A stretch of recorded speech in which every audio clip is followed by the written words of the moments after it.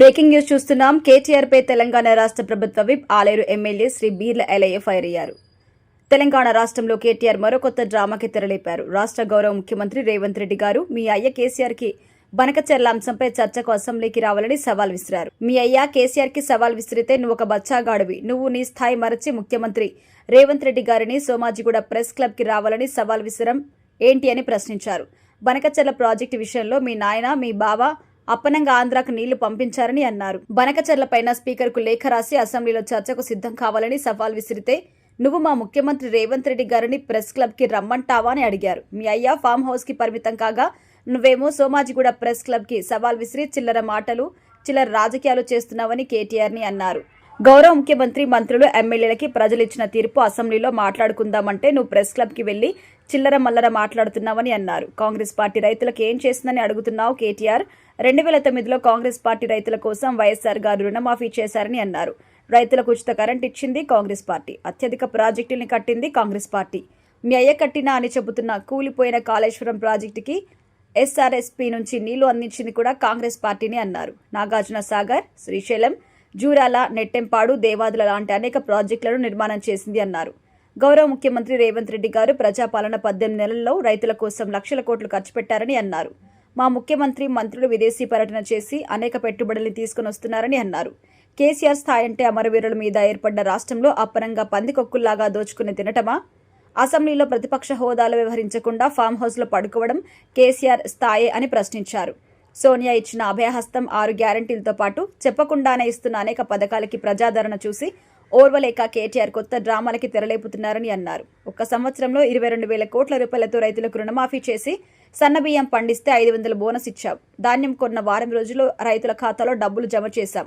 రాయలసీమకు పోయి రొయ్యల పులుసు తిని తెలంగాణను ఎండబెట్టి రాయలసీమకు నీళ్లివ్వడానికి ఒప్పుకుంది మీ నాయన కేసీఆర్ అన్నారు.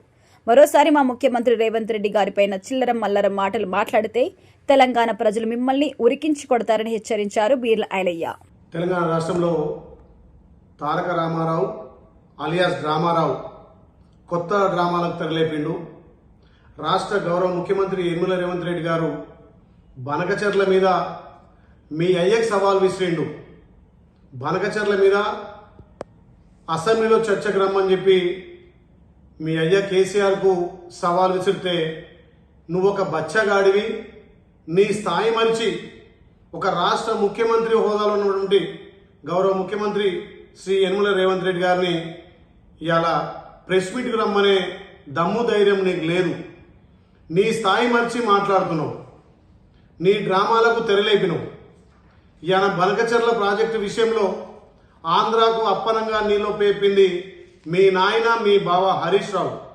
బనకచెర్ల మీద దమ్ముంటే ఇప్పటికైనా స్పీకర్కు లేఖ రాసి అసెంబ్లీలో చర్చకు సిద్ధమని చెప్పి మా గౌరవ ముఖ్యమంత్రి సవాల్ విసిరితే ఆ సవాల్ స్వీకరించలేక మీ అయ్య ఫామ్ హౌస్కే పరిమితమైండు.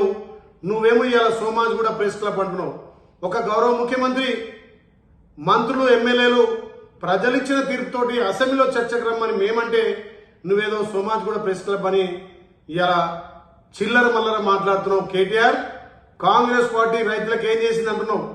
కాంగ్రెస్ పార్టీ చరిత్ర నిలిచే విధంగా 2009లో గౌరవ వైఎస్ఆర్ గారు రైతులకు తొలిగా రుణమాఫీ చేసే చరిత్ర కాంగ్రెస్ పార్టీది. రైతులకు ఉచిత కరెంట్ ఇచ్చింది కాంగ్రెస్ పార్టీ. ఇవాళ భారతదేశంలో అత్యధిక ప్రాజెక్టులు కట్టింది కాంగ్రెస్ పార్టీ. ఇవాళ మీ అయ్య కూలిపోయే కాళేశ్వరం కట్టినా కానీ ఆ కూలిపోయే కాళేశ్వరానికి ఎస్ఆర్ఎస్పీ ద్వారా నీళ్లు అందించింది కాంగ్రెస్ పార్టీ.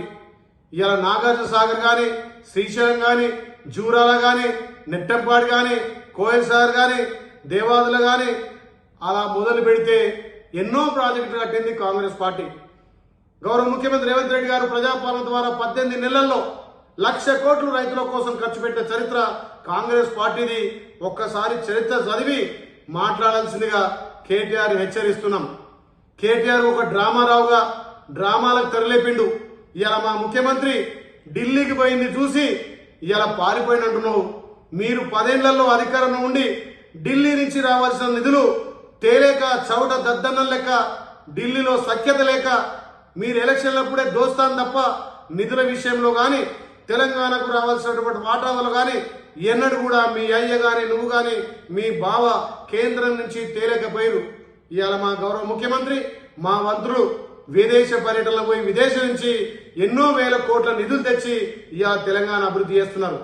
తెలంగాణ కట్టే ట్యాక్సులు, తెలంగాణ కట్టే జిఎస్టీ ద్వారా తెలంగాణలో రావాల్సినటువంటి నిధుల కోసం మా గౌరవ ముఖ్యమంత్రి ఢిల్లీకి పోతే పారిపోయాడని చెప్తున్నావు. ఇవాళ నువ్వు పారిపోయే చవట దద్దన్నవు. మా ముఖ్యమంత్రి గురించి మాట్లాడే నైతిక విలువలు లేవు. కేసీఆర్ స్థాయి అంటున్నారు.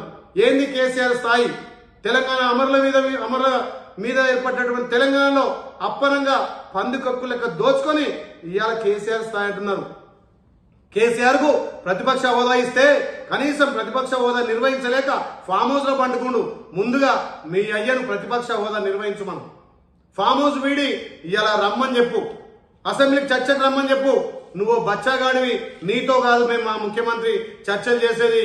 మీ అయ్యనే సవాల్ విసిరి తొడగొట్టి పడగొట్టి ఇలా కుర్చీ మీద కూర్చుండు. ఊకేనే రాలే కుర్చీ.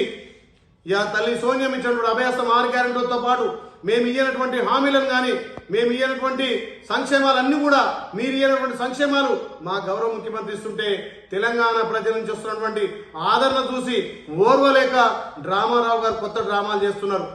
రైతులకు పెద్ద ఎత్తున రుణమాఫీ చేసినాం. ఒక్క సంవత్సరంలోనే ఇవాళ సుమారు 25 లక్షల మందికి 22,000 కోట్లతోటి రుణమాఫీ చేస్తే నీ కళ్ళు మండుతున్నాయా? మీరు వరేస్తే ఊరని చెప్పి ఆ రోజు మీ నాయన ఫామ్ హౌస్ లో 150 ఎకరాలు ఓరేసుకోవచ్చు. ఇవాళ మేము ఓరేస్తే మీరు ఊరంటే మేము ఓరేస్తే సంబరాలు చేసుకునే విధంగా మద్దతు ధర ఇచ్చి ఇవాళ మా గౌరవ ముఖ్యమంత్రి రైతులకు పెద్దపీట వేసి సన్నొడ్లకు 500 బోనస్ ఇస్తున్నాం. ఇవాళ మేము కొనుగోలు చేసిన 24 గంటల్లో రైతు ఖాతాలో అమౌంట్ జమ చేస్తున్నాం. మేము ఇన్పుట్ సబ్సిడీ ఇస్తున్నాం. రైతులకు అన్ని విధాల మా ప్రభుత్వం అండగా ఉంటే రైతుల నుంచి వస్తున్నటువంటి ఆదరణ చూసి ఓర్వలేక డ్రామారావు గారు కొత్త డ్రామాలు తెరలేపిండు. తస్మాత్ జాగ్రత్త. నువ్వు మా ముఖ్యమంత్రి గురించి మాట్లాడే విలువ నీకు లేదు. దమ్ము ధైర్యం ఉంటే నువ్వు మీ అయ్యా మీ బావ అసెంబ్లీకి రాని, అసెంబ్లీలో చర్చలు పెడదాం. ఇవాళ తెలంగాణ నీళ్లు అప్పనంగా తెలంగాణకు వచ్చే వాటాను రాయలసీమకు పోయి రొయ్యల పులుసు తీసుకొని రొయ్యల పులుసు తిని ఇవాళ మీరు రాయలసీమను రతనాల సీమ అన్నప్పుడు మరి నీ తెలివెట్టిపోయింది డ్రామారావు గారు. ఇలాంటి తెలివిదొక్క మాటలు మళ్ళొక్కసారి మాట్లాడితే తస్మాత్ జాగ్రత్త. తెలంగాణ ప్రజలు గమనిస్తున్నారు. తెలంగాణ ప్రజలు మీకు బుద్ధి చెప్పినా మీ వక్ర బుద్ధి మారతలేదు. మళ్ళొక్కసారి మా గౌరవ ముఖ్యమంత్రి రేవంత్ రెడ్డి గారిని విమర్శిస్తే మిమ్మల్ని ఉరికించి కొడతారు బిడ్డ. తస్మాత్ జాగ్రత్త. రైతు ప్రభుత్వం, రైతులకు అండగా ఉన్న ప్రభుత్వం కాంగ్రెస్ పార్టీ. ఒక్కసారి కాంగ్రెస్ చరిత్ర గుర్తెరిగి మాట్లాడాల్సిందిగా కేసీఆర్ ను హెచ్చరిస్తున్నాం.